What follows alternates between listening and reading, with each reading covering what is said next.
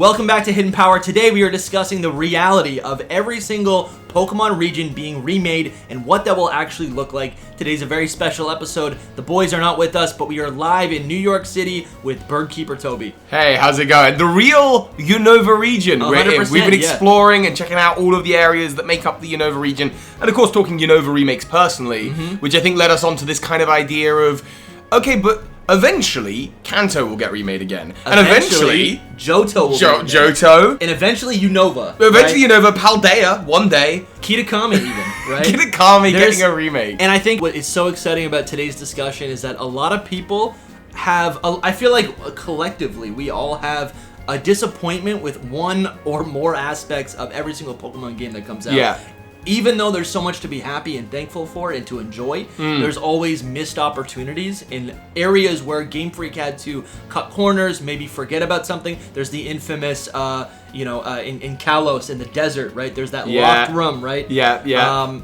Everything that was missing for Pokemon Z, you've got 100%. There's missing games, and even between remakes, between like Fire Red, Leaf Green to Let's Go Pikachu and Eevee, the cutting of the Sevi Islands, or the missed opportunity of having evolutions from like Electivire and Magmortar in Let's Go Pikachu Kanto, and Eevee, right? Yeah, you know. So I think what we should do today is, I mean, honestly, it's kind of an ambitious project because there are a lot of regions. I think we should go from Kanto to Kitakami.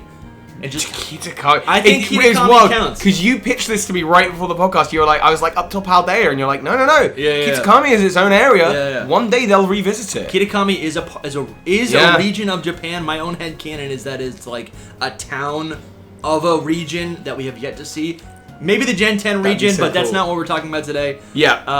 Okay, well, let's do it. Let's start, I guess, at the beginning with Kanto. So what I'm going to pitch to you, right? And listen, when remakes come out, we've seen it. They can be faithful remakes, right? We want to wish that maybe they're 2D HD games, right? Maybe. They could be Legends Arceus. They could be a classic game, right? They could be a shifted timeline. The possibilities are endless. But I really like the idea of getting an actual Kanto game, and I've been obsessed with this for a long time. An actual Kanto game that actually is not just the red and blue story. Yes. Right? I want something different. Whether that's Legends, whether that is a Paradox game, whether that's maybe... I like the idea of a Kanto game that takes place during the events of Gold and Silver. So Janine, it would be a replacement for Koga, right? Janine is Koga's daughter and the gym leader, in the eruption of the Cinnabar volcano. Go off, King. All of this stuff. No, okay, I'm really into this idea. Personally, I don't think we need a Legends game because the legends and mythos of the Kanto region relative to Sinnoh, Ho, and Unova, they're not really there. Like there is like Moltres, Zapdos, Articuno, we know nothing about them. Yeah. I would say if we get a new visit into the Kanto, it would be nice to learn more about the legendary birds because we really don't know much about them at all. No. But Mewtwo's a relatively recent creation, and Mew is a mythical, so we don't learn much about it. There's not a lot when it comes to the Legends of Kanto. I like the idea of a future Kanto game. I like whether that's in Gen 2 or whether that's further down the timeline, new characters. I have heard the pitch of the idea of playing as a young Professor Oak, going on his adventure. That feels like too much of a fan fiction. I agree. I don't want to play as Professor Oak. I don't think we've ever seen that, right? I want Professor Oak to send me on my journey. I don't want to play as Professor Oak. I want to play as me, the player character, You know what would be cool? Pause. What if it is in the back, like if it takes place 20 years prior, 30 years prior, right? It's not as far back as Legends Arceus, but it's a Kanto game that's a prequel, and Professor Oak is as young and as handsome as Professor Sycamore. That would be wild. Dude, that would be wild. He's just started. He's just opened the lab. He looks like Gary. Right? Anyway, just an idea. You play the player character, and there'd be lots of speculation as to whether this player character is Red's father, Blue's father. Yeah, he looks like both. Red a little bit. Yeah. No, I think a future game makes sense to me. I think we've seen Kanto in its current form so much. Yeah. I want to see that world moved on. I'd say I want to go even further into the future than Gold and Silver personally. And I think the key element would be expand the Pokedex. Yeah. The Kanto Pokedex has so many Pokemon that have evolved. I think we've talked about this. There's literally only about a dozen Pokemon that don't have new regional forms or evolutions. Starmie. Seeking, Starmie. Dugong. Yeah. Fearow. All the bad ones. All the bad ones. They don't have... Well, no. But I like Psyduck doesn't have anything new, which is super weird. Yeah. I thought it was going to get a Paradox form, considering it ran around Area 0. Psyduck? Oh, yeah, it does. Golduck does. Right. So... I think there's a lot of opportunity there to kind of have the expanded, like, 251 sized Pokedex for the Kanto region. And I think if you're revisiting Kanto, and when would this be? Are we talking about, like, probably quite a ways down the line now? You're talking about our personal timeline? Like yeah, in our personal timeline. So when was Let's Go? Let's Go was in 2018? Yeah. I mean, honestly, it could be any time now. What? It just sounds ridiculous. No. When was Fire Red Leaf Green? 2000. I should know this off the top of my head. I don't. 2004. Yeah. So 2003, 2004. And I feel like the Johto remakes, it is a return to Kanto. It is very much a Kanto game as well. If you're doing Johto remakes, you will probably also get Kanto areas. So I think you can postpone a full Kanto game until the 2030s. Yeah. But I would like to see, given the call, the want from the community to have something more retro, I'd actually like to see a game set in the future of Kanto, but the style is more like a future, like a pixel art style, like a black and white style. And the reason for that is it's taking the nostalgic pixel art of Kanto, but modernifying it to whatever's happening in 2030-ish or whatever. Yeah. And, of course, then the Pokedex is updated with all these other forms. Yeah. Do you think they would add more Pokemon? Because we saw in Let's Go Pikachu, they did add Meltan, Melmetal. Yeah. And it's interesting, those Pokemon canonically still don't have, like, a known region. Yes. So that's interesting because they feel like home. Imports. But I wonder if, like, you know... Because in the Pokemon universe, right, if I'm looking at evolution, whether it's a stone or a Pokemon just travels to another region and is exposed to whatever that environment is, they can evolve in an instant. They can become a new form in an instant. So, theoretically, 30 years into the future of a Kanto game, there could be one environmental factor that causes some of those Pokemon to take on new forms, right? Or maybe evolve completely differently. Or you reuse the Sevi Islands, and you have each island provides a different biome or quirk of reality that means that, like, one of the southern islands, or Sevi Islands, is so warm that the Pokemon evolve into their Alolan forms down here. But one of them is so rainy all the time, they turn into their Galarian forms, and that kind of thing. Or one of them, or maybe, like, what is it, Cinnabar Island erupts. Is that Mount Fuji? No, that's actually in Japan. Yeah, no, it's Cinnabar Island is... the volcano on Cinnabar Island. Yeah. So if that erupts, that changes the biome completely. Maybe Starmie gets a new rock form. Sure. Right? It's like that. Those are the kind of the things that I think about when I think of a Kanto game, whether it's a sequel or whatever. So would you want to put even more new forms into this? Yeah, I honestly am sick. So I understand that Game Freak wants to maintain brand identity when it comes to the original 151, right? But I'm sick of it. Like, add new stuff, right? And they have done that. But whenever they return to Kanto, it feels like they avoid it. They avoid intermingling these things. I'm at least that's how my interest is more in a consolidation of the expanded Kanto world. So like I really want those Espeons and Umbreons and Glaceons and Sylveons like in Kanto, and they've only really done that a little bit with Let's Go by by having the fairy type stay. It's almost like a soft reboot. It's like they were here all along, but you didn't have access to them. But this in is Gen 10 you do. And I think that's kind of what I go for. So okay, well we talked about Johto. And I think if we saw Kanto revisited sooner than its own game, I think you could say it in the post-game of some kind of Johto reboot. Now, I'm a big fan of Johto rebooting. Are we moving on to Johto completely? I think that's what I was going for. I was going to try and naturally segue. Okay, well, let's do that. I might want to dip back into Kanto. I think Kanto and Johto are pretty intertwined, so a lot of... so go off. Well, I'm a big fan of the Johto. I think it's time. I think for Johto to get revisited, I just think it's the next natural one. I think there's, especially with the dawning of the Legends games, there is no region better suited than Legends Johto.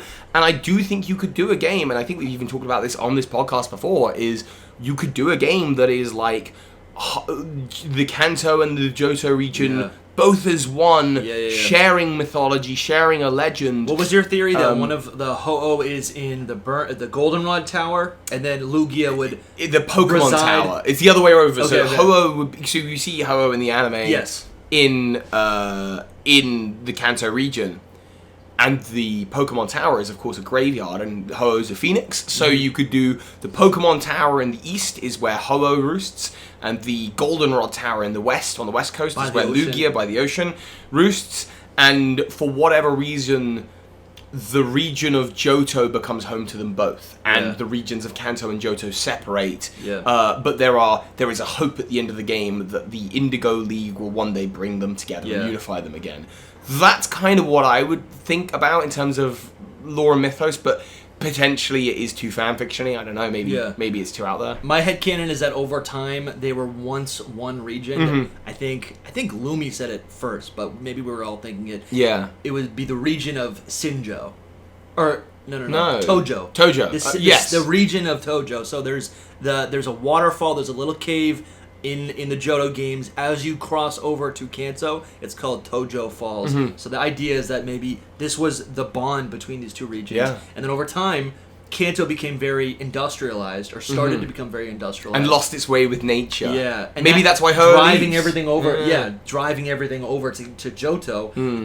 And then also I think that's why you find all of these poison type Pokemon, right? There's all these like mutations, and I feel like a lot of the Pokemon in Kanto feel like abominations. And this is what has allowed an organization like Rocket to seep up. And then also you've got like in Gen 2, a lot of the dark type Pokemon, you find them in Kanto. Yeah. And so there's this idea that Kanto has strayed too far from... That's a good point. ...from peace and living with nature, whereas Johto wants to respect that tradition. Yeah. And that's kind of what Johto's all about.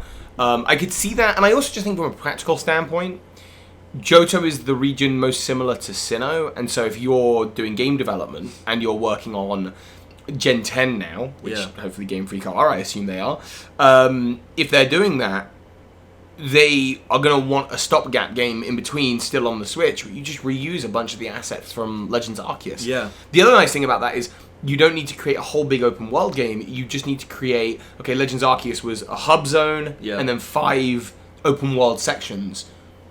Well, Johto can be a hub zone in Ekritique, for example, or in New Bark Town or wherever. And then 10 open world sections, 5 of them in Kanto, 5 of them in Johto. And you don't need to create a whole big open world of these two regions together, but you still get both regions in the... I like that. ...in the game, yeah. Yeah, that's really good.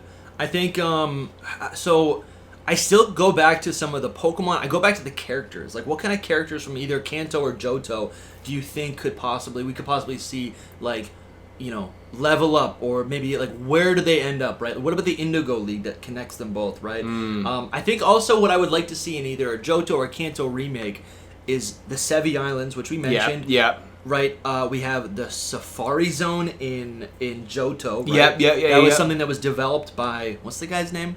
Oh, Mr. Rocky or Boba. Rocky Balboa? Yeah, I think that's I don't what know. it is. Yeah. And there's a lot of little areas like that where this is what I come back to. Kanto, we've seen time and time again modeled after what it was in 1996. Yeah. I want to see it in a current, gen engine, right? Yeah. I want to see it fleshed out. But there is a problem there that I also think about, whereas that they would have to almost reinvent Kanto. They would. Because I think we see it with Let's Go Pikachu and Eevee. Even though we're playing with a 3D world, it's still top-down, and the routes are very linear. They're very square. Yeah. So that's also an issue.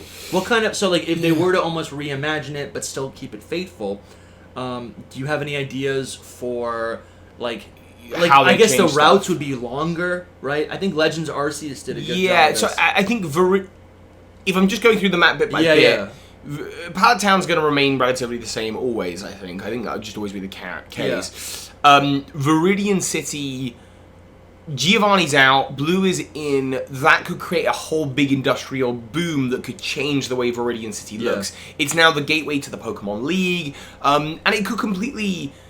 It could be like this kind of really big metropolis. Maybe it's now the biggest city. And actually, if that's the case, it might be the case that rather than traveling north from Pallet Town, the first change is that you have to travel south. That's interesting. You go to Cinnabar Island. Cinnabar Island obviously erupted, but now maybe many years on has begun to rebuild into a small village. You go, you go east and up into Fuchsia City. I like the idea that the swamps have overtaken Fuchsia City. Yeah, that's cool. There's all these big other industrial zones in Kanto that that there's just no one lives in Fuchsia City anymore. And it would look anymore. more like it would actually hold poison-type masters. Like the ninjas. The Safari Zone has overrun the whole of the... And I know maybe that's why they moved the Safari Zone, right? Yeah, maybe. Like, at this point, it's wild, and there could be some lore about, oh, well, Pokemon used to be contained here in, like, the Safari Zone, but nature has won, nature has overtaken. And then you have choices about where to go, whether that's Celadon, Saffron, or Lavender Town. And each of these... Especially Celadon and Saffron feel so similar. I think you would want to change one of them quite dramatically. Okay. I think you would want one of them to... Like, I'm not saying there's been an apocalyptic event, but it would make sense if one of them was like perhaps Saffron City or Celadon has been updated to be like a super future city with multiple levels and that kind of thing. And so there's all sorts of ways you could reimagine each town. I guess the question that you really asked, though, was really about traversing routes that are quite linear. Do you have any ideas for that? I love what Legends Arceus did, right? I love what Scarlet and Violet do. It's just this bit. It is open world. I go back and forth because I don't think it has been perfect execution. I think you almost have to like just blend it and almost get rid of routes, right? Yeah. Which then that introduces a lot of interesting things. I liked in Let's Go Pikachu and Eevee how they canonized capturing the starters in the wild, right? It made you realize like these actually are native to Kanto, because a lot of our headcanons were that those Pokemon were maybe imported from other regions, right? So that has shifted over our time, like our understanding of that. So I like to think that, and this is kind of where I'm getting at it, right?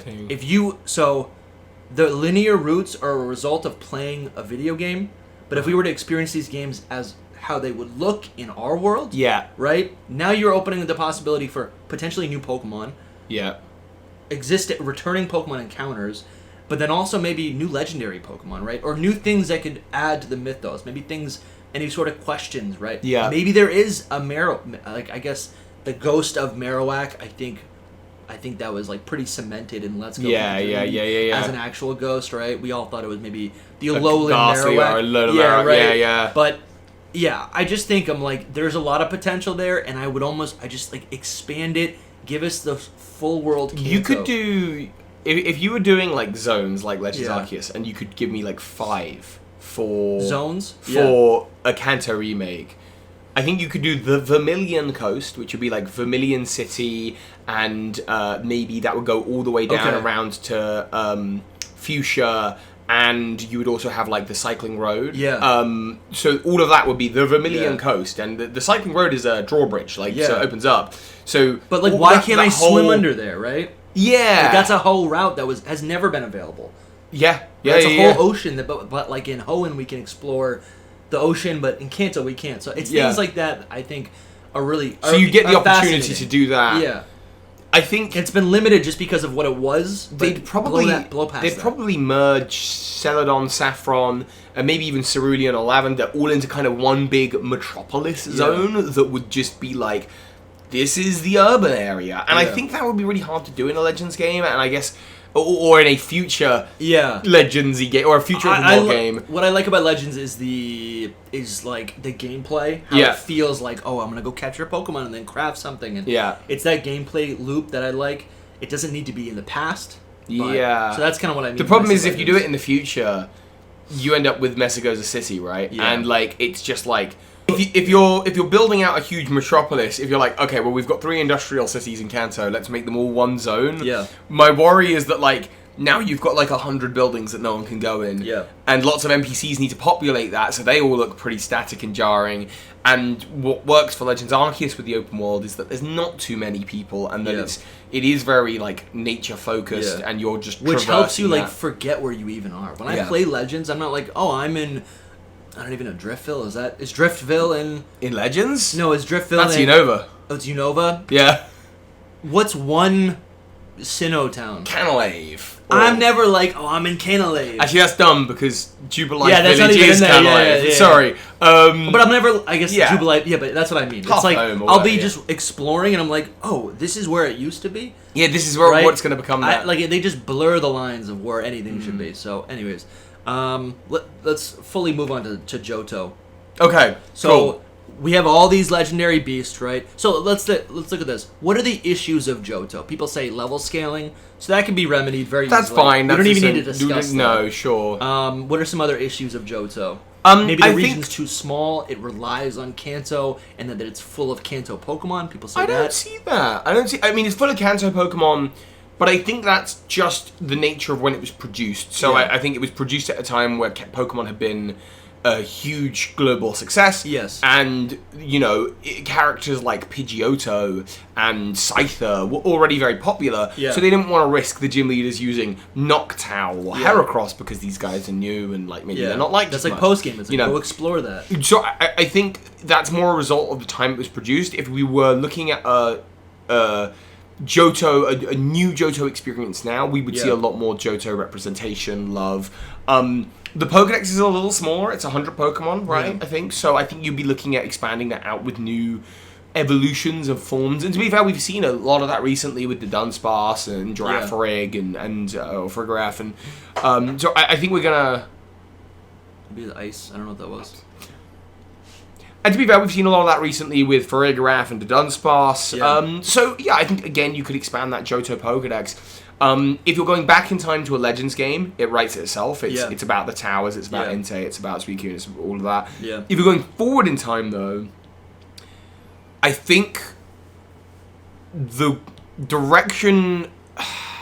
narratively you could take it is this idea of a team who wants to modernize, and the reluctance of the locals to do so. I think that's at the core of Johto's story. Is tradition. So we also saw in Crystal version there was actually in Gen 2 a battle tower. So that's something that could be added, right? I know there's been a lot of issues with not actually getting those battle towers. So that's something that could be added to a Johto remake in the future. I think Johto. If we're gonna go back to Johto, I think Legends just makes too much sense. To me, it does. People say Legends Unova, but I'm like, that could be some... I almost want that to be something else. I think there could be a Legends Unova, but I just think that Johto is the prime candidate for Legends as a series. I think people have talked about Let's Go. Yeah. I am of the opinion that Let's Go is... I think they created Let's Go Pikachu and Eevee with the option that a Let's Go Johto could fit. And if you look at what's in Let's Go Pikachu and Eevee with Archer and that kind of thing, you're like, I could see them doing this for Johto.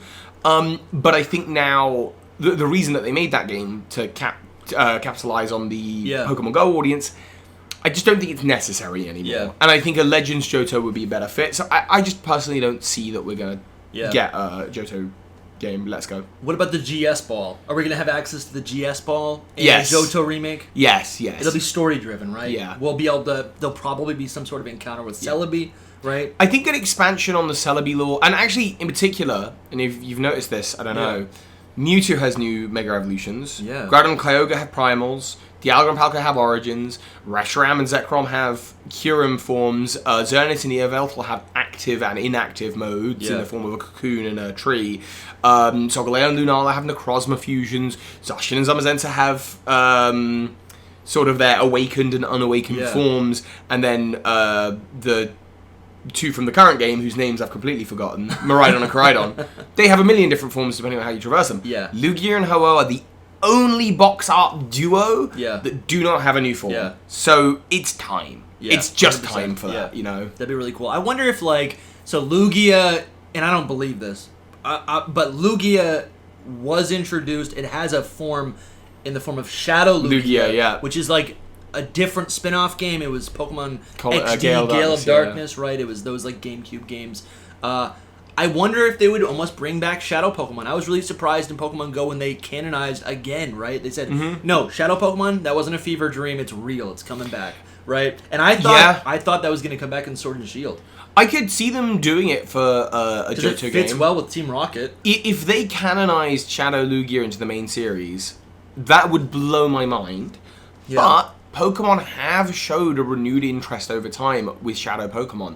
It started in the card game with Dark Pokemon, Rocket Pokemon, and cards that had dark energy symbols attached to them that they shouldn't have done. Yeah.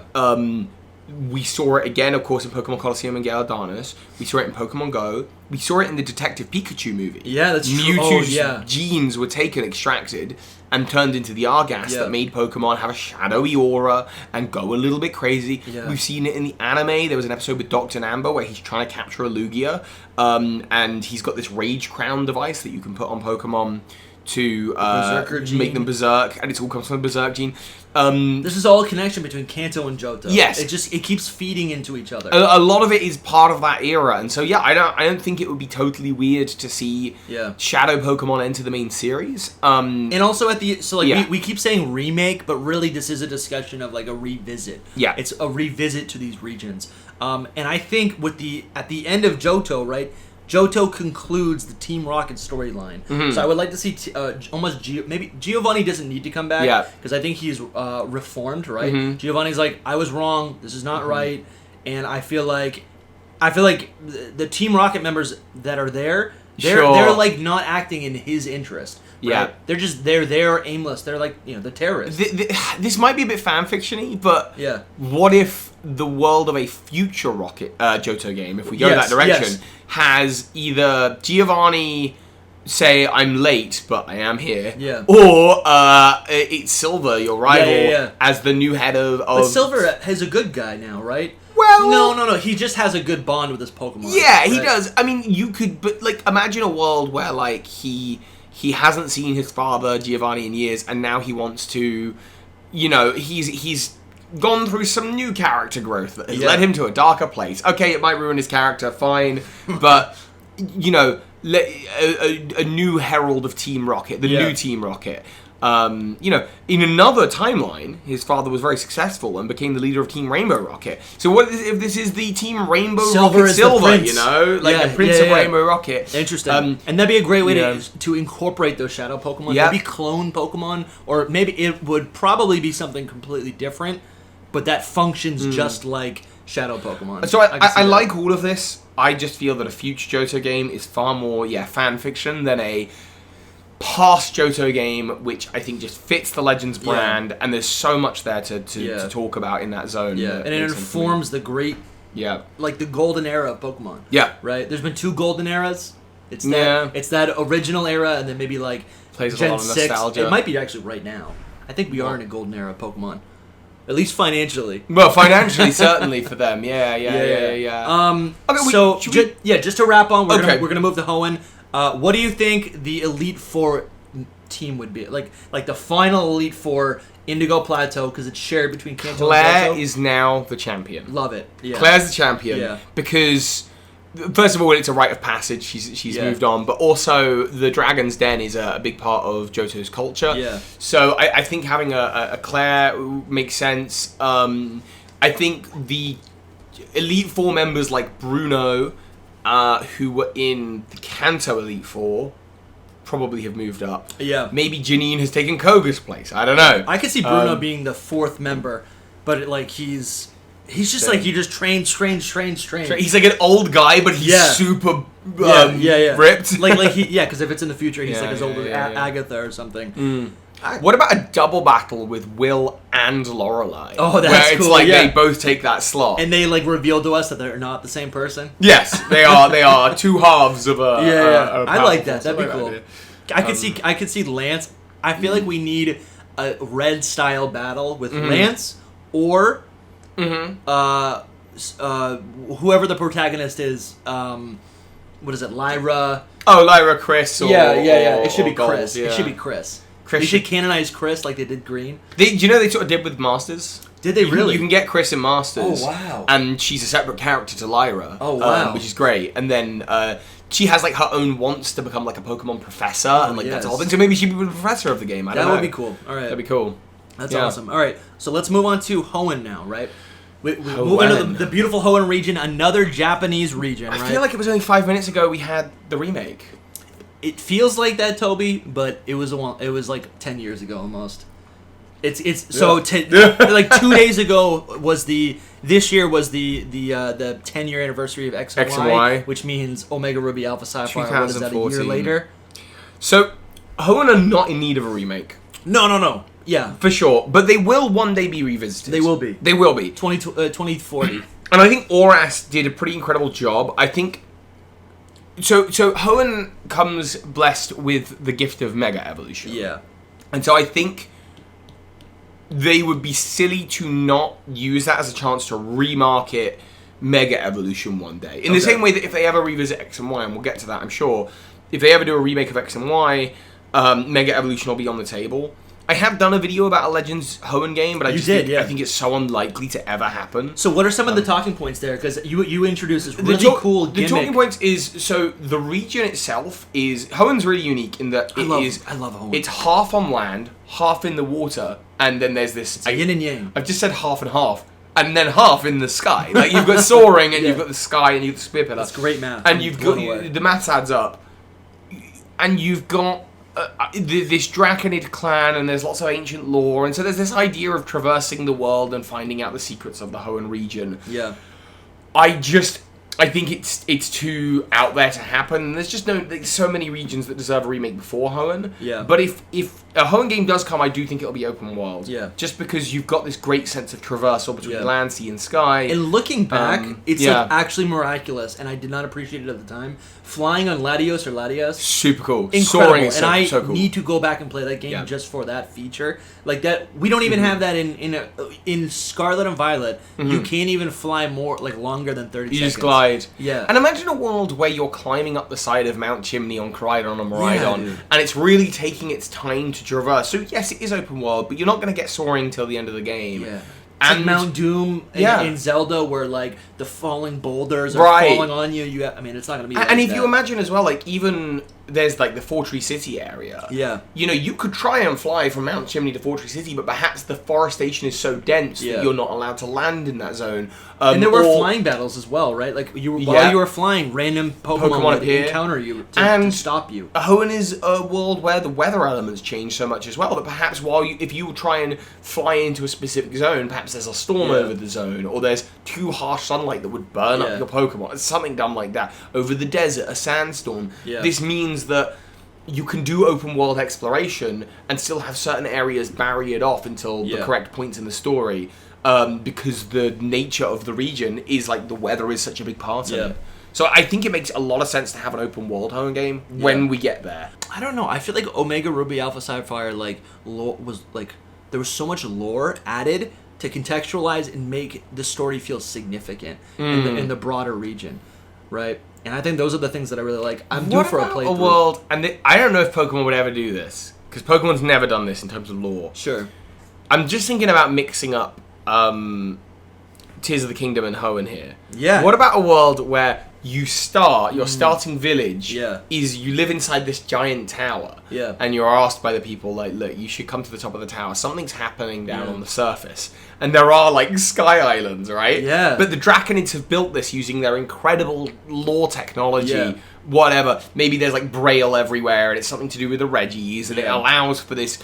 and they say that long ago, the Hoenn region used to be plagued by great floods and great storms, and so they prayed to Rayquaza, and they were given the sky as like a place to live and reside. But now something is happening on the surface, and so much like in Tears of the Kingdom, you have to descend down to the surface world of Hoenn, sea and sky, and traverse these areas to unlock the secrets of what's going on. Yeah. Perhaps it's a meteorite has crashed down, Deoxys is causing issues. That's true, dude. All the meteorites something like that can completely change the terrain of the region. I love that so much. And the thing is, the world of... You can get a little bit more whimsical with the world of Hoenn as well, because in Hoenn you've got Jirachi, and Jirachi is the Wishmaker Pokemon, and I think there is implication that in the lore, Jirachi has been responsible for, like, even possibly the creation of Rayquaza. Or maybe the Mirage Islands. The Mirage Islands. And so there's so many ways that you can incorporate things like Sky Islands. Oh, but maybe the Mirage Islands, they are normally in the sky, and they only descend every day, and that explains the Mirage Islands. Like, there are ways you could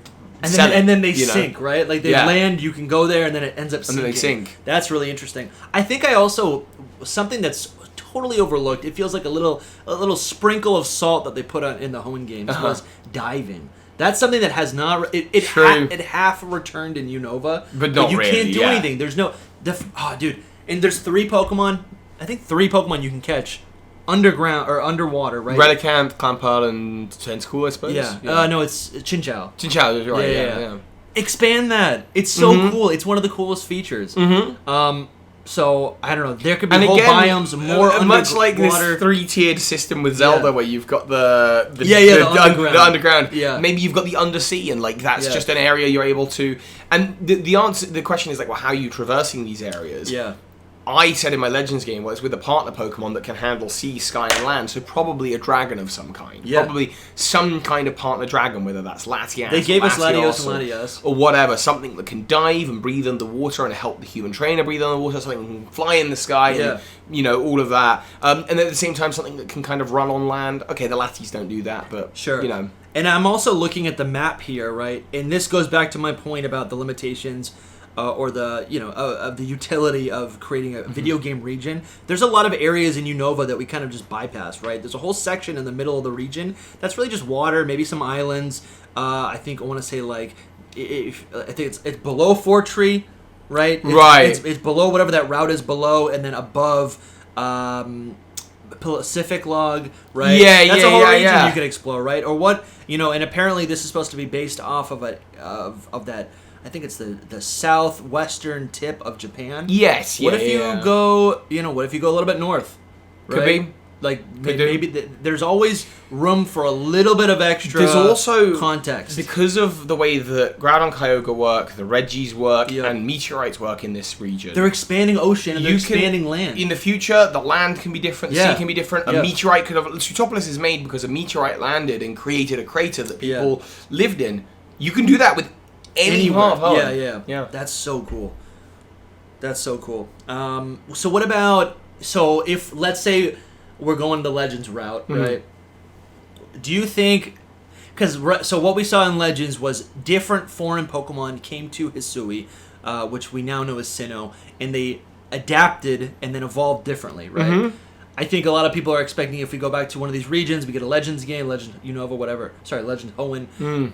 It'll be different Pokemon coming to, different Pokemon. Let's play on that. I was gonna say what could the starters turn into, but if this region is so dependent on land and water and sky and all these different biomes and it can change frequently, what Pokemon from Gens 4 through 10, right, or whatever, what Pokemon can come to Hoenn? Well, typically flying Pokemon are going to be safe because like they can deal with the adverse weather conditions. Sure. But I don't know what Pokemon are. I'm trying to think of maybe land and sea dwellers, like turtle Pokemon. Yeah, I could see Torkoal. Actually, you did that. Torkoal's already in there. I'm just thinking I'm just remembering your video. Who else is there? Is there like I guess Torterra or maybe like a variant of Heatmore? Yeah, that's interesting. Is it turtly enough?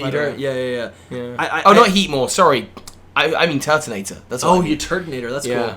Yeah, I think I'm trying to think of the surrounding regions. I guess it would be mostly Kanto and Johto Pokemon that come here, or maybe the Safari Pokemon get loose. Right, you have a Pinsir that becomes Fire type in some way. What the Safari in Hoenn? There's a Safari Zone in Hoenn. I feel like I've always understood Safari Zones to be foreign Pokemon that are brought there. Yeah, right? That makes sense. Right, maybe there's a meteorite, something causes it, they escape, and then they evolve, they adapt throughout the region. I guess that's probably a different video, but I'm obsessed with the idea. I did an idea Pokemon adapting. With the video that I did talk about like doing a Cramorant and I think it was a Trevenant for a past version. But in terms of Pokemon you'd introduce, I guess it'd have to be flying Pokemon. Yeah, primarily. Okay. Yeah. Sorry. Yeah. All right. So let's move on to Sinnoh. We just got a remake for Sinnoh, so I don't really think there is too much to go off of there. Yes. I liked, and we didn't even touch on this really. I mean, we mentioned it a little bit, but it seemed like the Sinnoh of old, Hisui, in Legends Arceus, had new legendary Pokemon, right? It had new Pokemon that existed at a previous time. Yeah. So there's tons of possibilities for that. Those really probably would be different. I think if we did the Hoenn game, we'd want the Regis, all the new Regis. You'd want Regieleki, maybe a few new ones. But that's a really good point. With Sinnoh, we got Enamorus. Yeah. Totally fresh. We got new forms for the Outer Palkia. I think the underground is super cool. Yes. Like, people were disappointed with it because there weren't, like, and it was present in Hoenn as well with the secret bases. That's a lot of fun. But I think I think the fact that they added this like underground terrain underneath the region is so cool. Did you like the Grand Underground? I loved it. I thought it was really great. It also allowed for me to get new Pokemon, right, for my playthrough. Sure. Yeah, right, yeah. Pokemon that I typically wouldn't have been able to get unless I traded for. That's a great option for when you play BDSP. That actually makes the experience different from Diamond and Pearl, right? I agree, but they already solved that problem in Platinum. They did a little and the bit, Underground, I think, is cooler in Platinum. But that's just me. All right. That's just me. Yeah. I also think with the Grand Underground, it was cool. There wasn't a lot of like, because the rooms are relative, they're not random, but like, there's a magma room over here, and then an ice room over here, and then up here there's a magma and an ice room. It doesn't line up with anything. The only room of real interest to me is the center room, which has a giant crystal in it, and it's right under Celestic, and I'm interested in that from a lore point of view. But otherwise, the rest of it's quite like, it doesn't give me a lot new to work with. Just why is there a snow biome next to a lava biome underground? Yeah, that's really interesting. Did you have any theories on that? No. Okay. Big meteorite under the ancient retreat in Hisui, I guess. Yeah, but so we have like a Namorous there, though, you know. So like, I guess it's been done to death. I think a lot of the missed opportunities. If we ever go back to Sinnoh, do you think Sinnoh could show up as like post game or an addition to another region? Maybe if the next region is Kitakami or whatever. Sinnoh will probably be untouched for a while. Be untouched for the longest now. Yeah. And I think if they do it again. If they do it, if they really want to revisit Sinnoh, because they've revisited Sinnoh twice. This is the thing. They did the Elka and they did the Legends Arceus. I don't see Sinnoh getting another game, almost at any point, unless they did like a game one day that is a fused version of Fire Red, Leaf Green, Heart Gold, Soul Silver, Ruby, Sapphire, Emerald, and Diamond, Pearl, Platinum, all as one big game. Yeah.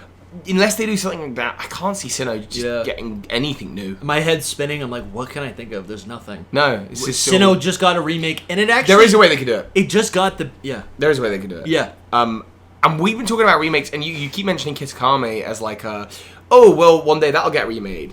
But actually, what we're about to talk about with Unova is that it may be the case that there is no Unova remakes, that the Indigo Disc is the Unova revisit. That is and possible. If that's the case, it might be the thing that one day there's a DLC for a future game, and that's how they do Sinnoh. Yeah. So like a little DLC trip to I like that. Mount Cornet, or a little DLC trip to, where else would you go? Like, Jubilife City and the area surrounding it. That could be its own, or it could be thing. Something that's off the coast. Like we are so focused on what exists, but if you just zoom the map out a little bit, it's a world, right? You could do the Sinjo Ruins.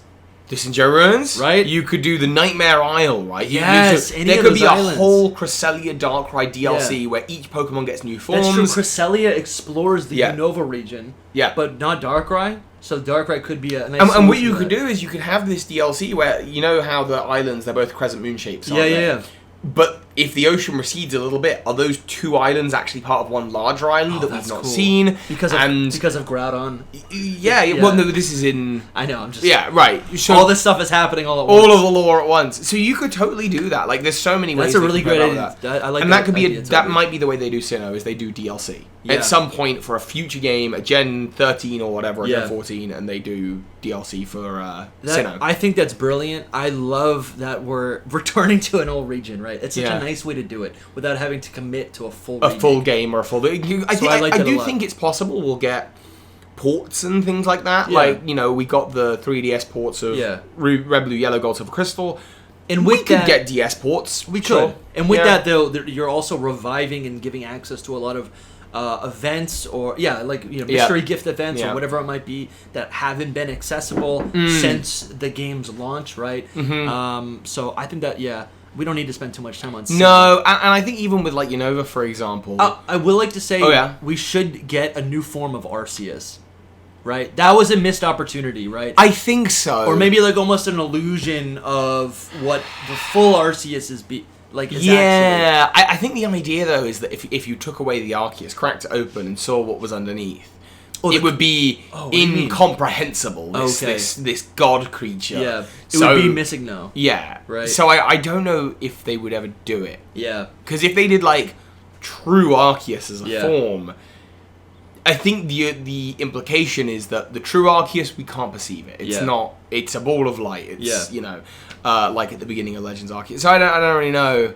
All right. But what I was going to say was, if you're doing ports and stuff, we've just had the news that the 3DS eShop is going to shut down. Pokemon Bank is going to go. Pokemon Bank is still usable, but they've sort of said, look, transfer your Pokemon as quickly as you can. Yep. Maybe it's the case that this will go one day. And if it does, it could be that the Ilka port remakes, whatever you want to call them, are the way that they will introduce generations 1 through 5 back onto modern consoles. It's I would like less of a commitment than a Legends game or a Let's Go game. And so we could see that. We could see that with... And then that allows them to put all of their resources towards building up the Gen 5 region, right? So let's lay it out here. I'm sure you guys have heard it, but maybe you're watching in 5 years. If we don't get a Gen 5 remake, if that doesn't exist yet, whenever you're watching this, the idea is we're either going to get a Black 3, White 3, which is a third sequel to, that completes the trilogy. We either get some sort of Legends game where we get a story of the original dragon. Then there's also ideas. We're currently sitting in Generation 9. There's a lot of fun theories where, you can call it whatever you want to call it. Paradox Unova. The idea is that basically we get future Unova. Well, it's almost like a sequel to Scarlet and Violet that takes place in Unova, which is, I would think, what we got in. I think that's what Omega Ruby Alpha Sapphire are. They feel like story sequels.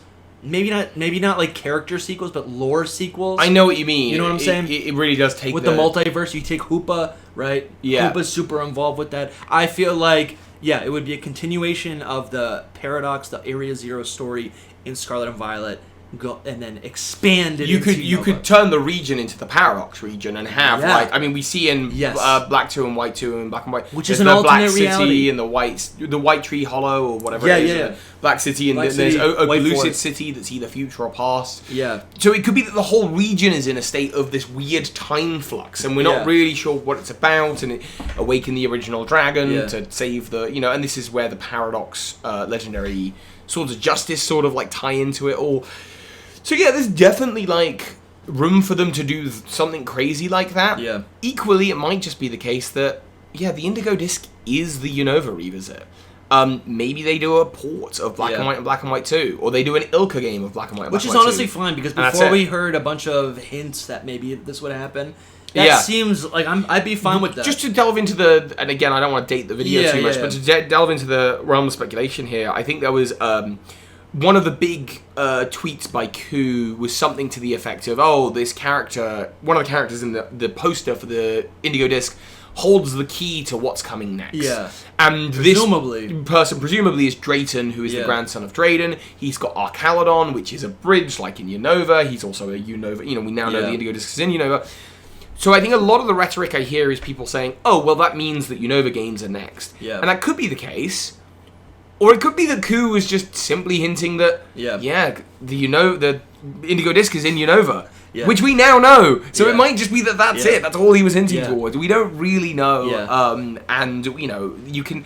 With leakers, while there are some that are particularly consistent, they still get it wrong. Yeah. So, this will be fun to watch in 5 years to see what the reality of everything is. Something that I have noticed is, and I think about this, I come from New England. We are currently in New York. Mm-hmm. This whole region was colonized by Europe. By me. I didn't do anything. I was going to say by Galar. I wasn't hit by the Galar. Yeah. There's a lot of Galar Pokemon that are appearing with new forms. And there's a lot of imagery as well. Yeah, but they're appearing in Unova, right? In the Indigo Disc. The Archaludon. Right? Archaludon, Driplin, or Diplin, or whatever it's called.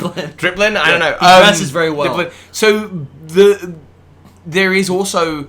There's the Abyssal Ruins that holds the Relic Crown, which looks like Zacian's crown. Yes. And there are 2 heroes of Unova, and there are 2 heroes of Galar. And I do believe have all the French imagery with the related. I agree. I think. And even like Pokemon like Frillish are said to represent the sort of the king and queen, the dead of the kind of royalty, and it all ties in. There's a lot of dragons. Right? A lot of dragons. A lot of knights. I think. Yeah. So, again. Fakemon can be a different video, but I do like the idea of a lot of these Galar Pokemon being brought over and seeing different versions of it. Also, because Unova was a soft reboot of the series, to say. Yes. It became an analog to Kanto and some of the earlier iconic Pokemon. All of those Pokemon got new, almost like reiterations. They're kind of like look-alike Pokemon, right? They're like your regional fake. They're like your convergent species.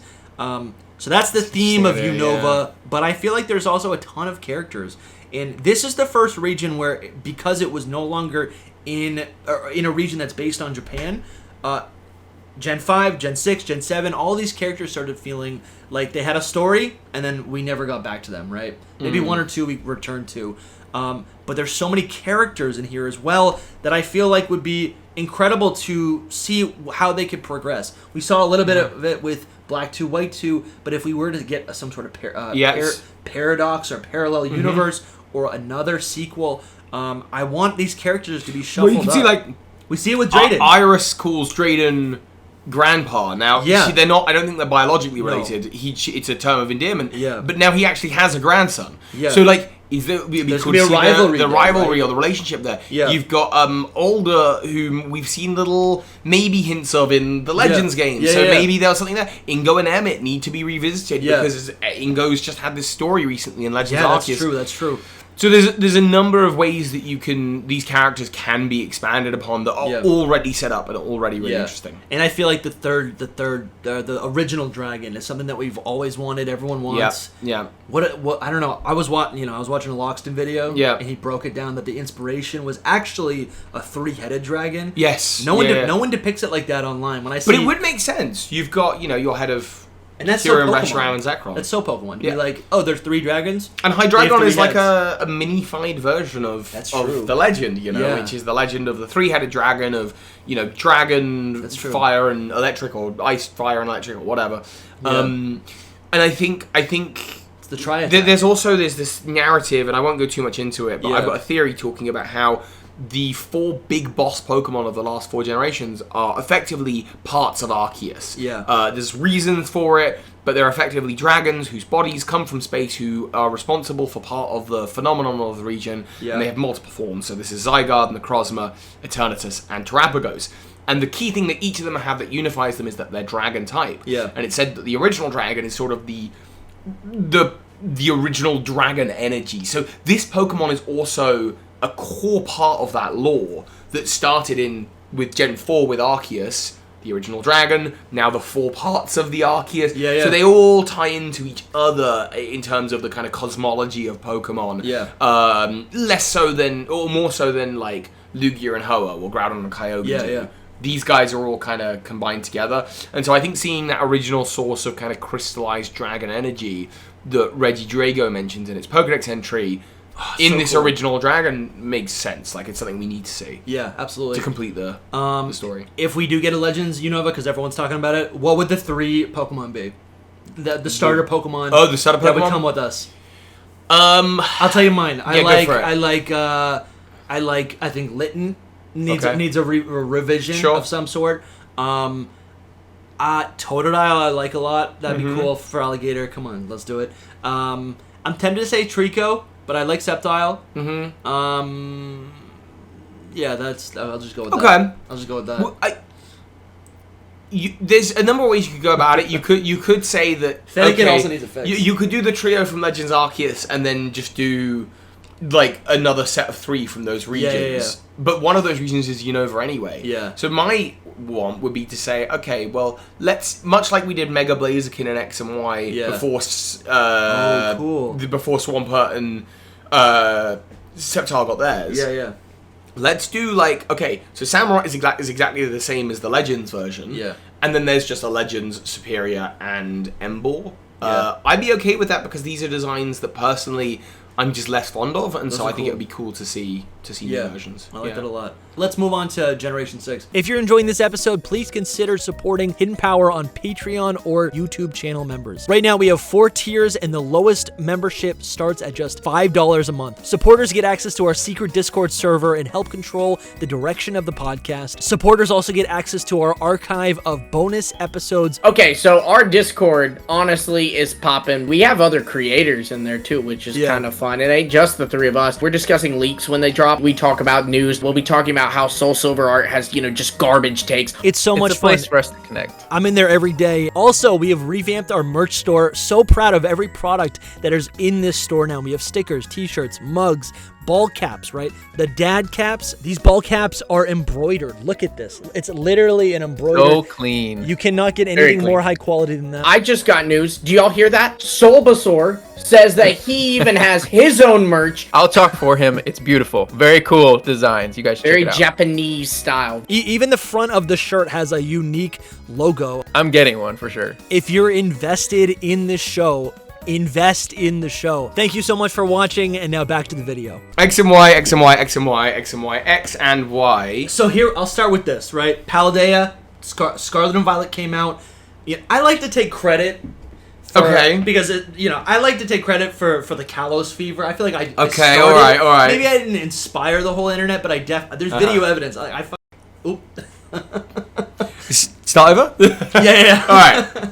So Scarlet and Violet, right? Everyone and their mom was saying that Kalos remakes were coming, right? Yes. I think we're all guilty of that, and it was very obvious because Paldea, borders is France, Spain and you've got that Portugal. little Yeah. great area. Yeah, so people have speculated quite a bit about this, and I think it's such a fun idea. It didn't happen. It might happen in the future. Mm-hmm.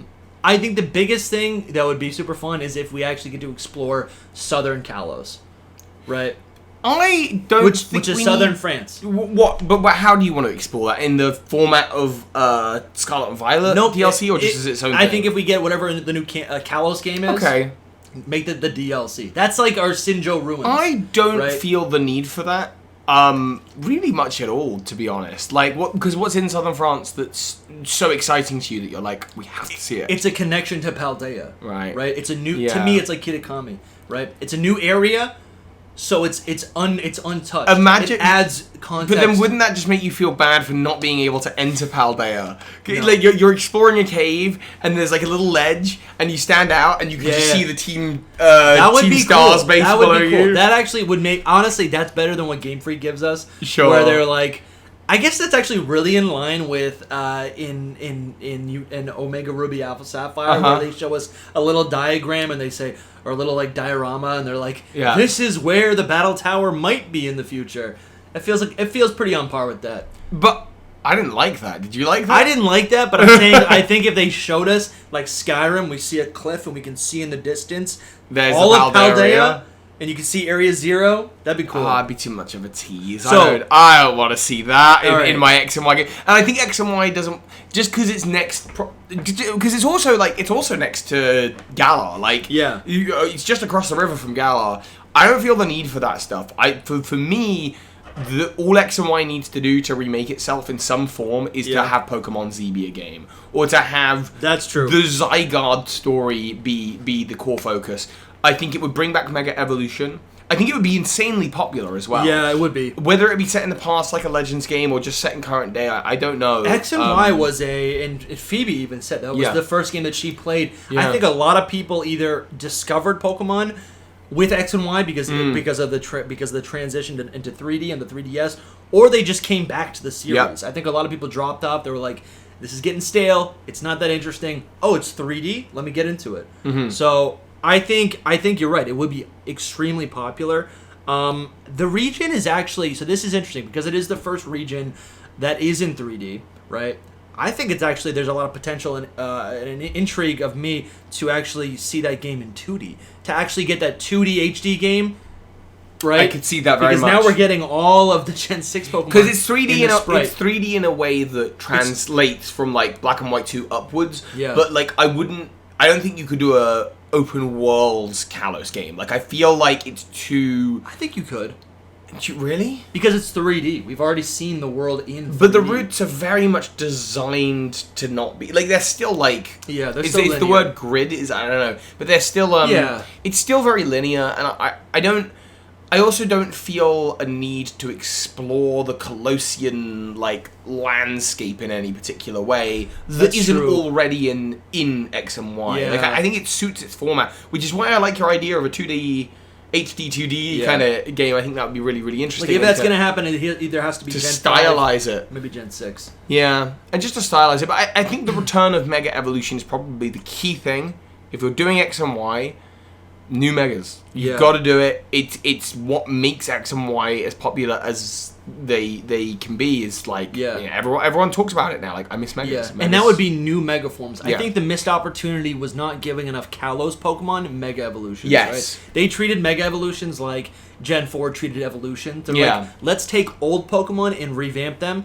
They didn't care. They didn't look at it like a core feature that should be featured on the new Pokemon, right? Yeah. You know, they looked at it as if they were like true evolutions, which is not what it is. If we get there, we're gonna see Mega Chestnut, Yes. Mega Drowfox, Mega Greninja. Like And in these a things lot of will ways, absolutely happen. Those Pokemon almost looked like they needed an evolution, don't you think? Or a Mega Evolution. Because next to the Mega Evolutions, Yeah. they're a little underwhelming. They Greninja are. not so much, but Greninja's just Yeah, popular. it's 'cause iconic It's now, iconic. yeah. But I want to see Yeah. Mega Noivern. I want to see Mega. What are some other Kalos Pokemon? Mega Sylveon. yeah. Come Yeah, on. Right? Mega Sylveon, Mega Gudra, Mega Mega Gudra any would of be these would be cool, really yeah. cool. And then I think just do the Zygarde story. I don't even think it needs to be back Mega in time. Zygarde. Mega Zygarde, but we've already got perfect Zygarde. Yeah, that's true. But and that kind of is. is that a permanent form? It's in battle only, I think. Yeah. So that's like a Mega, yeah. Yeah. Mega Xerneas. I could see that. Mega Xerneas and Yveltal, that would Yeah, kind of. I that'd be think, I cool. think that could happen. So yeah, for me, it doesn't need to be a past game. It doesn't need to be open world. It doesn't need to be a Yeah. Legends. But I do think they would benefit from stylizing it because Yeah. I think it was. It's kind of a chibi game. If you go back and play it, it is a chibi game. You could work with it and create something Wind Waker-esque or heck, even Ilka-esque with I think X and Y. yeah.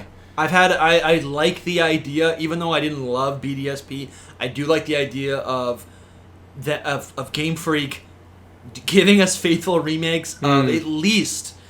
I mean, if they're gonna do Gens 1, 2, 3, 4, great. They did 4. Like maybe Gens. I feel like Hoenn and Omega Ruby Alpha Sapphire makes sense. X and Y makes sense. Kalos. I'm sorry, Unova. I'm getting these mixed up.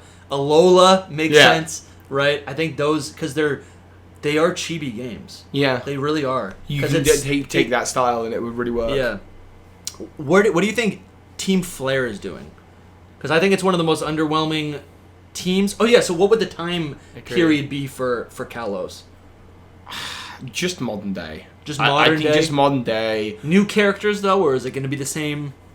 Some new, some old. So it's going to be the same story. A as- resurgence of Team Flare, but like they would have to be.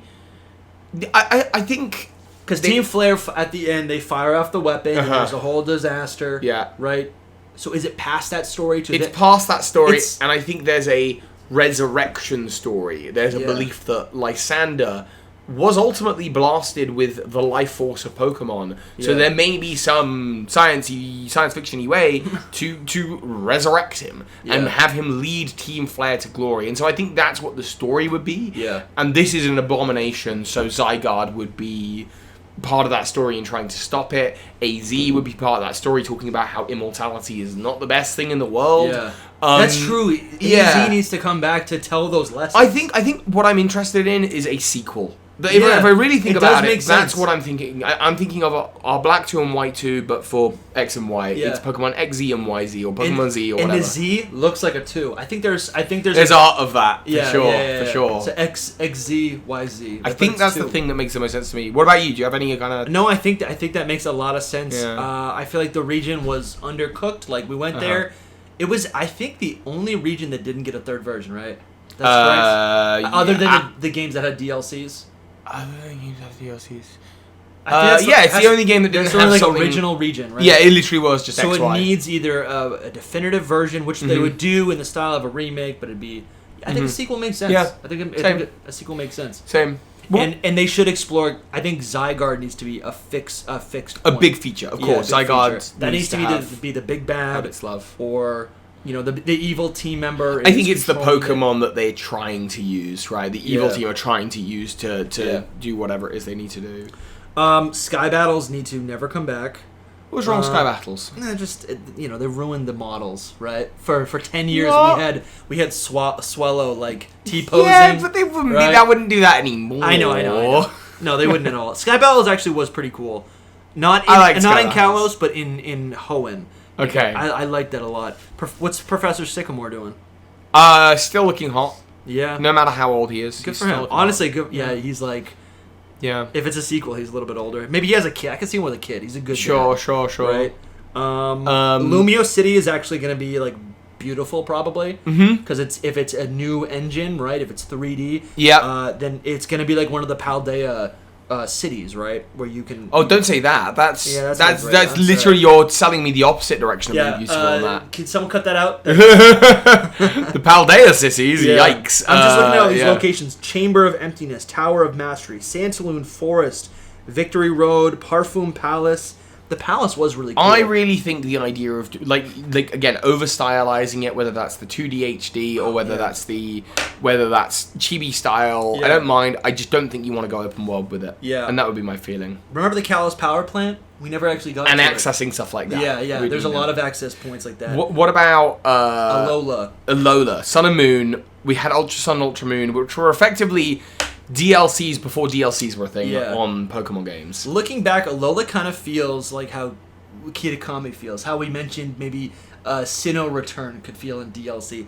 Alola is Hawaii, which is it's interesting to think that we have 3 like U.S. states that are Pokemon regions. So Unova, Alola, and Ore, which is based on Arizona, which is Pokemon Coliseum. Yeah. Which isn't Game Freak, but you know. Could you imagine that as a DLC area one day? Weird, right? How cool would that be, though? Yeah, and there's a plane in Unova, right? You could literally fly to Ore.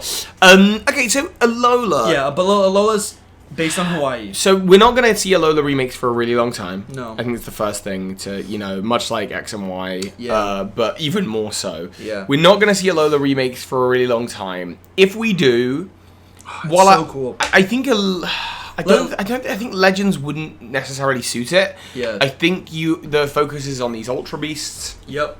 And the Alien. Aether Foundation. Yeah. Rainbow Rocket, right? Alola felt like the first game to to really alter my understanding of the lore and the world and the science of Pokemon since Gen 4. Right, Gen 4 introduced the gods and the different dimensions and you right all that. And stuff. then Alola is like, here's the multiverse. Yeah, here's the multiverse in quite a big way. Yeah. So I would love a deeper exploration. See, some of these later regions, they are fresh in our minds. So I feel like dude, the Ultra Beasts are so cool to me. They really are. I would love a deeper exploration. I like the idea of the Ultra Beasts as overworld bosses in a way where you're not just Pokemon battling them, but you need to really engage with their strategies like the noble Pokemon. So at the end of Sun and Moon, I'm sorry. No, that was it. So at the end of Sun and Moon, we see the I guess it's like a reconciliation or a recreation of the league, because I believe there used to be a league. A Pokemon League in Alola, but then it kind of disbanded, or it wasn't official. No, so they've always had their trial captain champions. Yes. So you can take on the trial captain trials, and then you can become a champion. Yeah. But there's not been an official Pokemon League that's recognized by the rest of the world. Yeah. And so that's what you're creating in Sun and Moon and Ultra Moon. I don't necessarily want to. Maybe I do want a Legends game, because my thing with Unova, I know, right? It's likely to be something else, right? But you like the idea of a Legends call. My thing with Unova is I can't stand the way that you play the game. So I think the region is beautiful. I think the Pokedex is great. The story's really nice. The story's wonderful. The way it's delivered is in the form of this text box, and every which is route reminiscent of Gen 3. Right? It's no, it's totally horrible and unique. Oh my god, I find Sun and Moon to this day unplayable. I used to play them. I played them when they came out. I played them once after. Yeah. I cannot stand to play them because and there's no other Pokemon game. I haven't attempted in 5 years. You try it again, and I'm telling you, literally every route you stand on, you walk into a route, a character introduces you to the route, introduces you to them, why they're there, tells you what's going on. You walk to the end of the route in a straight line. maybe there's a little bit of curvature, and a character does the same thing on the other end. Yeah. It is excruciatingly painful, and it's a shame because I think the region is beautiful. Yeah. I think the Pokemon are cool. I think Ultra Beasts are a wonderful idea, but the format in which all of these amazing things are given to you, it's like being given a banquet of all your favorite foods and being told you need to eat them through a straw. Oh, all of them. That's everything. You got your burgers, and you got your you dropped the crumb. your roasted, all these things, but you've got to sit there with a straw, painstakingly just trying to, and it's really, that's how I see the Sun and Moon. Straw. Yeah, and it's going to fall apart. This is how I see Sun and Moon, not Sun and Ultra Moon. Rainbow Rocket are awesome. Ultra Beasts are cool. Beware, all of the Pokemon in the region are so cool. The characters are great. The story is wonderful. Why is it being delivered in this horrible way? Yeah. So I really feel that the game needs to change its delivery mechanism, which is why I don't think an Ilka remake, or I don't think, contrary to what my problems were with X and Y, I actually don't think that format can work. If you're just porting the game and changing the visuals, even if you're stylizing it, I think you're still doing a disservice to the region. Okay. So, I'm actually quite passionate about this one. I don't like this. I'm really about this. So I think, actually, maybe you do want a Legends game. You want to repackage all of those amazing meals and deliver them to people in a way that they're actually going to be able to ingest them, enjoy them.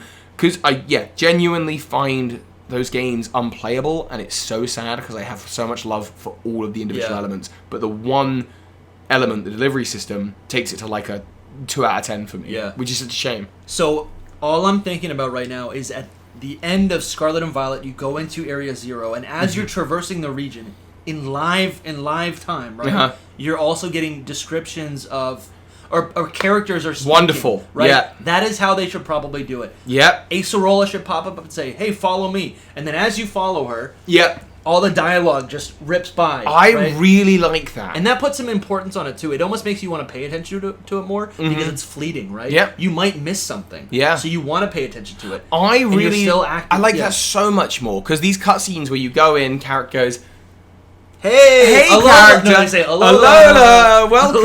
Alola. Listen, I've been thinking about my confidence lately, and I think it would be better if I did a battle or whatever. You can now just have that in the background. I think you're absolutely. I didn't even think about that, but you've hit the nail on the head. So to me, with Scarlet and Violet, I've got problems with Scarlet and Violet. Area Zero is my exception. I think Area Zero is wonderful. Yeah. And I think that way of delivering dialogue, you're right. Like, I paid attention. Yeah. Because it was, it felt like like with the other dialogue, it's just spam A to get through it. But this, not only could I not do that, but second of all, it wasn't halting my progress, so I could still explore Area Zero and listen to read this dialogue, and I think which is Alola very similar. I think like generally would benefit from that. The weight of Area Zero, I think, matches very well with exploring the Alola region, finding interdimensional creatures basking in like a field, right? Just causing terror, like. Those Ultra Beasts are like horrifying creatures. Those are the monsters under your bed. People always say the story is better in Sun and Moon, but obviously you've got lots of really cool, new, unique stuff in Legend. In Ultra and Ultra Moon. What are you naming this game? Ultra Sun and Moon? No, like, it would probably be. It's not gonna be Pokemon Stars. I don't know. I think if you make a new game, it could be maybe Aether, maybe Ultra. I guess it would be Ultra. Ultra does make sense. I like the idea. Maybe. Yeah? Okay. Ultra Aether? No. So Aether Moon? Pokemon Ultra Universe or something like that. Yeah. Where you start at the Aether Foundation it's a totally new story in Alola. You start in this kind of hub artificial, and you're tasked with visiting the 4 islands of Alola. So you do that, and each one progresses, and each island gets bigger and expands. And I'm sorry. So is this a sequel? This is it's a sequel. Yeah.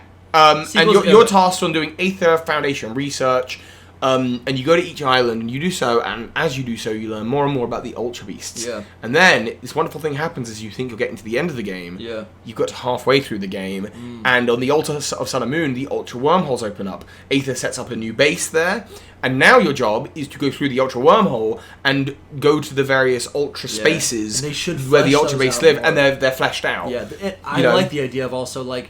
I mean, I don't know if they would actually do this, right? Maybe this is too much, and maybe it would take away some of the specialness. I like the idea if you go to Kartana's world, and there's other Pokemon there. I agree. Other Ultra Beast, right? Oh, that'd be cool. Like, not just... It's not going to be a Pidgey, because it's an Ultra whatever. But there are Pokemon through the Ultra. Oh, there is, And you're here's right. what I'm thinking. So you go to. Which was cool. So we see with Guzzlord's World, for example. Yeah. It's an Alolan island. It's Howoli City. Howoli. Yeah. But it's been destroyed. We so maybe need Zach on this episode.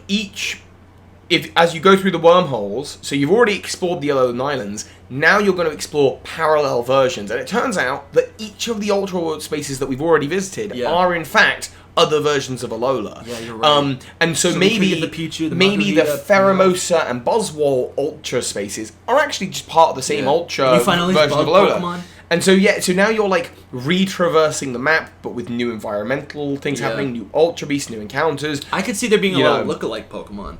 Yeah, Right. you could have lots of convergent evolutions. Would be a really great way to use those. Yeah.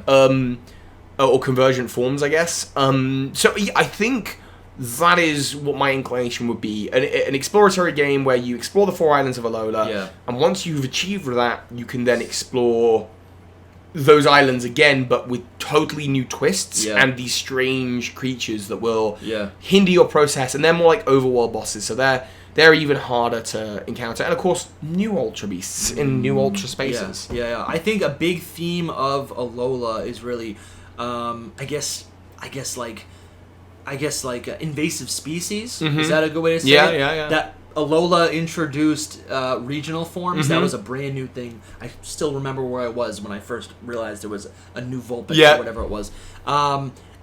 We have the Ultra Beasts, right? We have the Aether Foundation is like this artificial thing inside of this like natural, abundant land. So I think it continues. So like plot wise, maybe a further continuation of that story. Yes. Right. So what other things could possibly? Yeah, there's like the Alolan Muck. Right? Or was it the Alolan Muck? I know there's like an area like compacting trash. Yeah. And they brought in Grimer to help deal with it. So more things like that would be really nice. I like that a lot. I guess I don't really know because the story could go anywhere, right? It's not Lucamine's story anymore. Yeah. It's not Lily's story. Maybe Lily comes back, right? And she has to deal with. Maybe. I mean, I don't know if Pokemon would do this, but maybe Lily comes back and realizes she has to now deal with raising her own child. Maybe. Right? And then she has to realize and reflect that. I could see her as the professor. I could see her being the new professor at the Aether Foundation. Yeah. I wonder if they'll ever do like imagine she's the protagonist. They're not going to do that. I don't think they'll ever do that because they want you to not feel like you're it's what we bound by whatever. Yeah, it's what we were saying earlier about Oak. It's like I think that they want you to be the player, and these other characters to be developed. Developed characters. So something I was also thinking, we didn't really mention that. I'm gonna go back just for a quick second. Yeah. In Kalos, that introduced fairy types, right? Oh yeah. That was a big deal. Yeah. And then I'm thinking, what would be the right region? It probably wouldn't be a remake, truthfully. Probably not. To introduce another type, right? Yeah. Maybe it is the Kanto remake. They introduce like the corruption type, the artificial type. You could do that would make sense. You could do Kanto. them for any of them, right? You could do that for Alola with cosmic types, you know, right. and like true. actually they redefine all of these Ultra Beasts. You could do it for any number of them, honestly. Just thinking about it, yeah. So what is there anything else you want to talk about? I'm good for Alola. I'm set on Alola. I think it's great looking at all these different locations. And was it who did a theory saying who was the original champion of the region? Was that was me? It was literally that was you? The other week. Yeah. It was the golf lady, Kahili. Yeah. And it turns out it's not even really a theory. It turns out the game quite explicitly says it. Okay. But there's a post that went around online that confused people, I think, where the hiker from X and Y talks about, you should check out the champion of our region. But hang on, don't we make the Pokemon League in Pokemon Sun and Moon? Yeah. How can there be a champion? The answer's in the game. They just say, well, yeah, there were island champions. But because of that, there was like a level of confusion about that. And so that's what the theory is, but it's more just an explanation. So again, I just think of like the shifting of all the different characters. Yeah. That'd be great. Festival Plaza would be interesting to go back to. I'm just looking at all these locations. It's crazy. And then we haven't even talked about Team Rocket. I don't really know what else we can. I don't think you could do. Tell me this: how does Team Rainbow Rocket end? Because I don't even know if I. Giovanni gets beaten, okay. and everyone gets sent back to their original timelines, and Giovanni vows to conquer some other universe. Yeah. He may be talking about Pokemon Masters. We're not really sure. All right, so I would say, interesting. So he's coming back. Okay, that's really He interesting. could do. He could come back with new Rainbow Rocket and he have attempts new again. villains. But really, he'd only be including Chairman Rose as like the only other villain, because I don't think there's not really an evil team in Pokemon. There's not. It's Sword and Shield, Stars. But that's like Penny's Team the leader. Skull. It's Team Skull, right? But Team Skull are in Alola. That's what we're talking about, right? Yeah. Okay, right. Oh, right, but Team Skull aren't part of Rainbow Rocket. No. It's Aether Foundation instead. So there's some loose ends that are going to have to tie up, right? So, Toby, you want to lead this? The next region is Generation 8 in Galar. Oh, that's a weird one as well. Because you got the Isle of Armor and the Crown Tundra. Yeah, which is cool. So, if you remake Galar or revisit Galar, do they get revisited? And I think with Galar as well, you've also got the Wild Area, which is the first kind of big open world zone. Yeah. And so does that suggest that the only way to do a Galar in the future is to do more open world? Like, can you? I think you have to. Yeah. Well, what's Galar gonna be? I mean, Galar remakes are coming in 2040. We know that, right? Yeah. So, like, it has to be just full open world. When would it be? 2040? Like, what are we in now? I don't know. 2023. It came out in what? 2019. 2019. So, 2039. That. You reckon? Sure. I'm like half kidding, but kind of. The Galar region. The Galar region. The thing is... And it's true. We could go back to Galar. So I meant to say this for Kalos again, right? Kalos is exciting the same way that the Japanese regions are exciting, right? Yeah. I'm not saying I need a bunch of new European regions. There's so many parts in the world that I think is worthy of exploring in a Pokemon region. People say India, right? They say Egypt. They say Australia, right? Anywhere. Literally anywhere would be so interesting to explore. Cool to see, yeah. However, when we're talking about the Pokemon world, I do appreciate when there's, let's say, Kanto is neighbored by Johto and Hoenn, and you go to the north and it's Sinnoh. Yeah. I like that. So I think the appeal for a Kalos game is you go down low and you got Paldea. Maybe you go to the east and there's what's to the east of France? I have no idea. Why are we grown men who do not know that geography? I don't know. That's terrible. I have an excuse. I live in New Hampshire. I live in Boston. I live in Old Hampshire. Yeah. But you know what I'm saying? Like, there's so many surrounding iconic countries that kind of excites me. But back to Galar, right? I think there's all. So Galar is based on England. So the UK as a whole, mostly England and Scotland. So there is some Wales in there, I think. Yeah. But, Is there any area? Is there any part of that area of the world that is not represented? I guess in Galar? Ireland, a Northern Ireland, but I don't know enough about Ireland, Northern Ireland, and because they're a separate island, they really would be. It would be its own thing, I think. Galar. So Galar's an interesting one. If you turn the map upside down, the geography matches that of the if you take base Galar, turn the map upside down, you've got the layout of of England, Scotland, and Wales generically. Okay. However, the locations that they're inspired by are all over the place. So, for example, Stonehenge is Turfield, and that is south of Windon, which is London.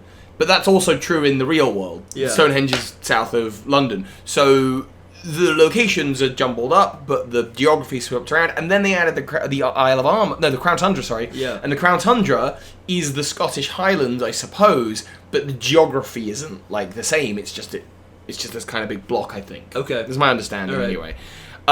So it's kind of there's no like hard and fast rule about it.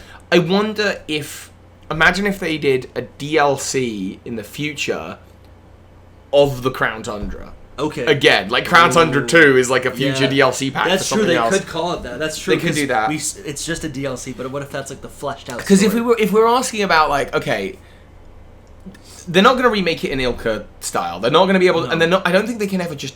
Can they ever just port Sword and Shield? I don't think so. I think they could. I mean, in the future, we're playing like a Nintendo console that's as good as like it's as powerful as the PS5. But who's gonna want to Who's gonna want to play it? I'm gonna want to play it. At some point, it's not gonna be. It's gonna be.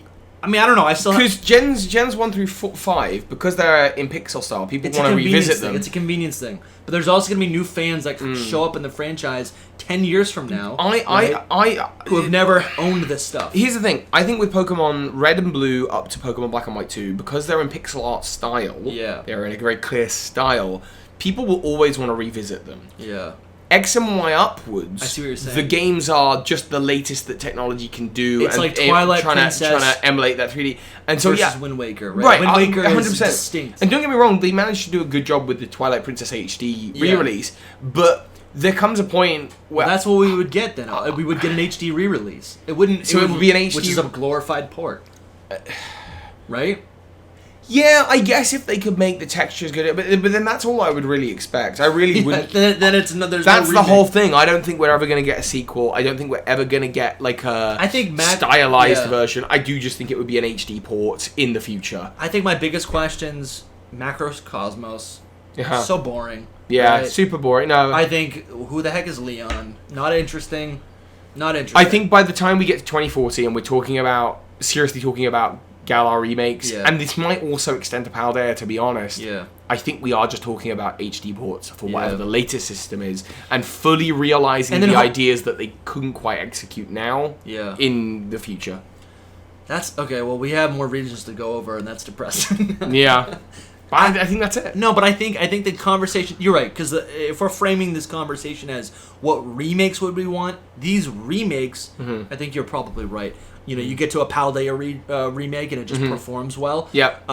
There may be some small quality of life improvements. Yeah, but then there's room for these additional games in these, because it's the spirit of the video is really like a return to a region, right? Right. What would the return to a region look like?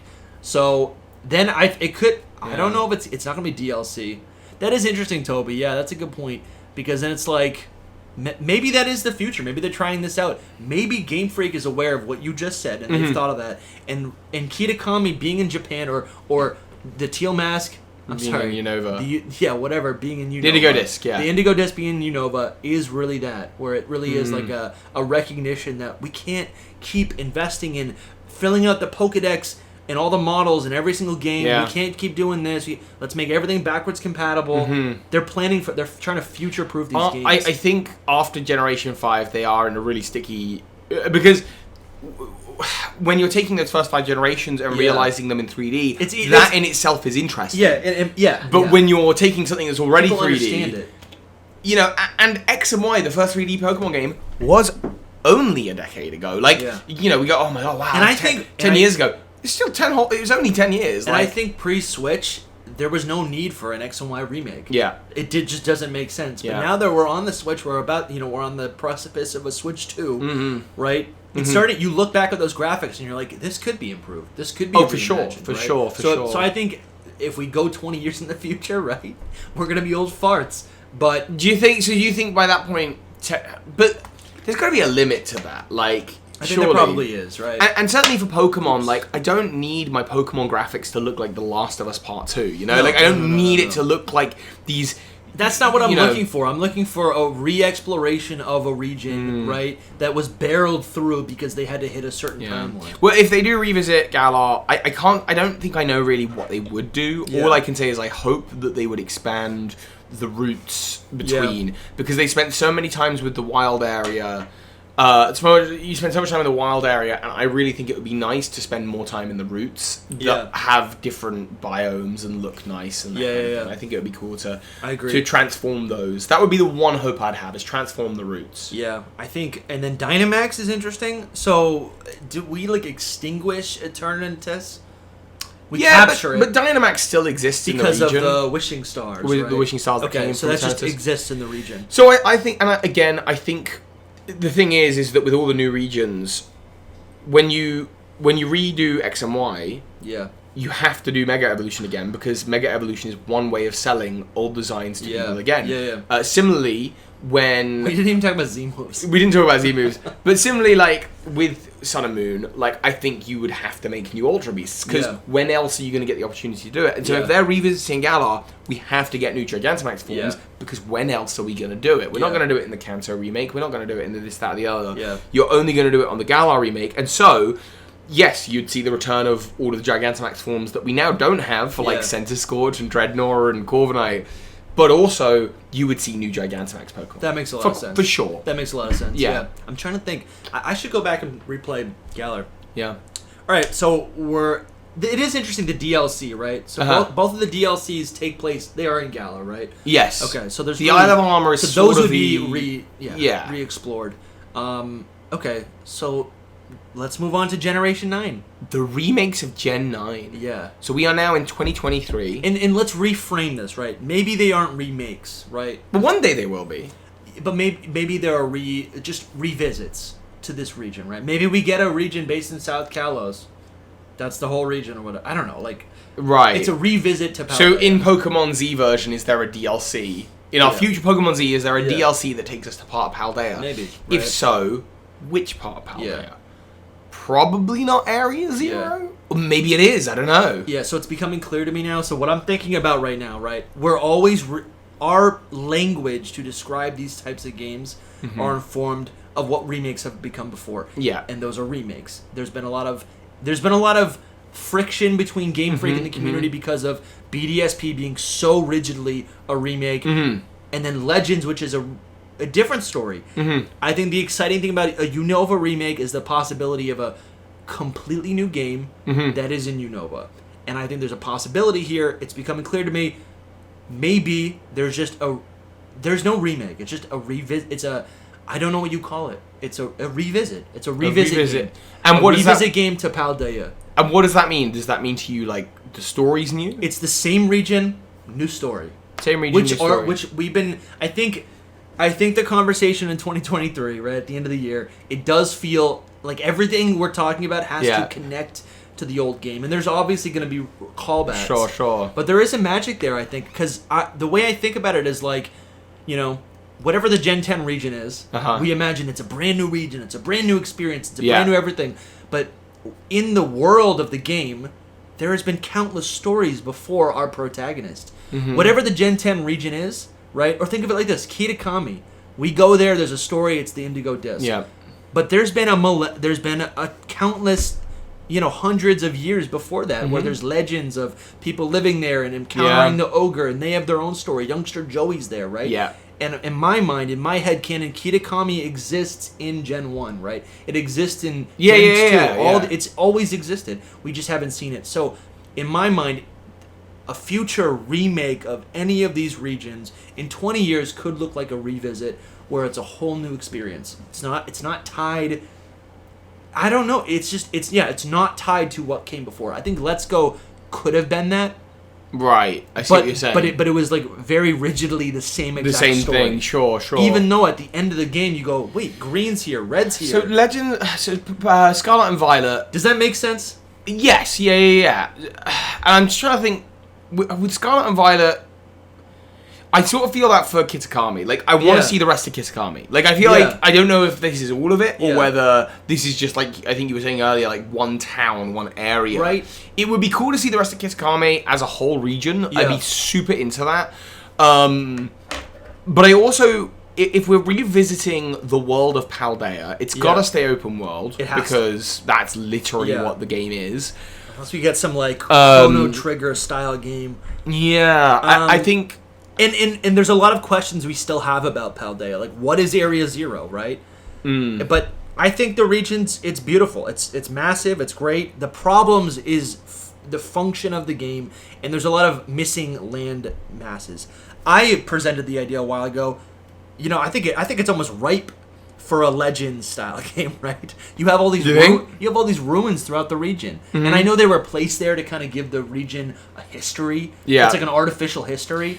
But let's make it real. Let's make it real. You could go back to the time of the Paldean Empire. Here's an idea. Wouldn't it be interesting to do a version of Paldea in the future where there is no terastallizing? Yeah, right. Where Terapagos has not, terastallization hasn't happened. Yeah. And that actually even there aren't Paradox Pokemon in Area Zero. Yeah. And that it's you're in Paldea in a time before or after these things existed, and Area Zero has a completely different secret inside. Yeah. That kind of thing could be really, really interesting, I suppose. Yeah, I think also, and this also applies to Galar, there is a league, right? There's a league of gym leaders, right? Yeah. And you can I think in world, in the game, not in the game, but in the world, you can pick and choose which gym leaders you want to fight. Yes. Right? So that's interesting. And that calls back to like the anime Yeah. where there's like random towns, random gyms. Gary has like 15 badges or whatever, right? Yeah. That's something that I would like to see in a Gen 10 game, but also just like,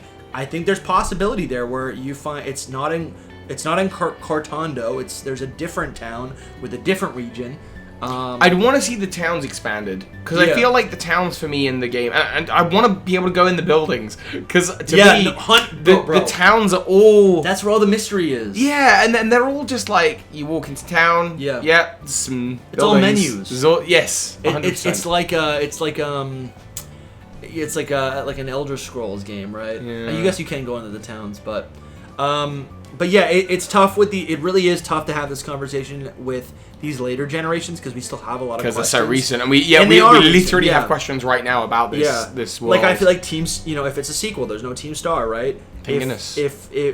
But they could expand the Titan Pokemon. That's really interesting. Herba Yeah. Mystica is really interesting. I do like the idea of Overwatch. Like I think the noble Pokemon in Legends Arceus, I'm really captivated by that, and I think Titan Pokemon will be really interesting like Yeah, that. absolutely. More so than the way you battle them in game. Yeah.